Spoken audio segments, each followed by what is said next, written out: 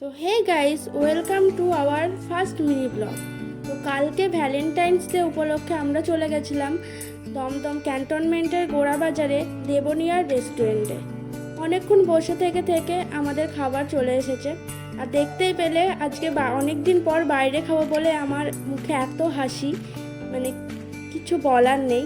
তারপরে আমাদের চলে আসলো, আমরা অর্ডার দিয়েছিলাম চিকেন বিরিয়ানি, তার সঙ্গে মাটন কষা, একটা ককটেল ছিল লাইম সোডা দিয়ে, গ্রিন স্যালাড ছিল। তো প্রথমে এগুলো স্টার্ট করা যাক। মাটন কষাটা মানে দেখতে এত সুন্দর লাগছিল, মানে কিছু বলার নেই। তারপর জয়দা আমাদের সার্ভ করে দিচ্ছিল এখানে বিরিয়ানির রাইসটা প্রচুর সুন্দর ছিল। এবার জয়দা নিজেই নিয়ে নিচ্ছে, ওকে আর কেউ সার্ভ করে দিচ্ছে না বেচারা। তো বলছে চলো আমি নিজেই নিয়ে নিই। তারপর আমাদের ছিল স্যালাড।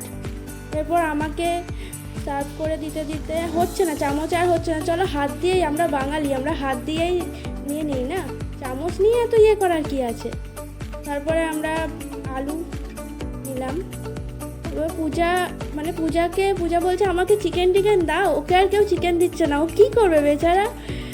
এদিক ওদিক তাকিয়ে থেকে থেকে তারপরে অ্যাট লাস্ট চিকেন চলে আসলো। এবার দেখতেই পাচ্ছ আলুটা বেশ নরম ছিল, সত্যিই খুব সুন্দর ছিল।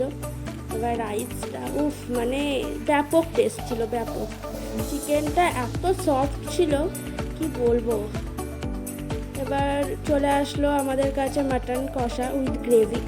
এবার মাটন কষার গ্রেভিটা আমি একটু নিয়ে নেব, আমাকে সার্ভ করে দিচ্ছে। তারপর বলছি না আর নেবো না। এবার জোর করে আমাকে মাটন দিয়ে দিল। যদিও আমি মাটন খেতে ভালোবাসি না, মানে খাই না, তারপরেও 2 পিস মাটন খেয়ে নিয়েছি। তার মানে বুঝতে পারছো মাটনটা কত সুন্দর।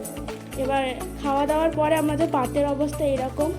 সবারই খাওয়া কমপ্লিট। চলো টাটা।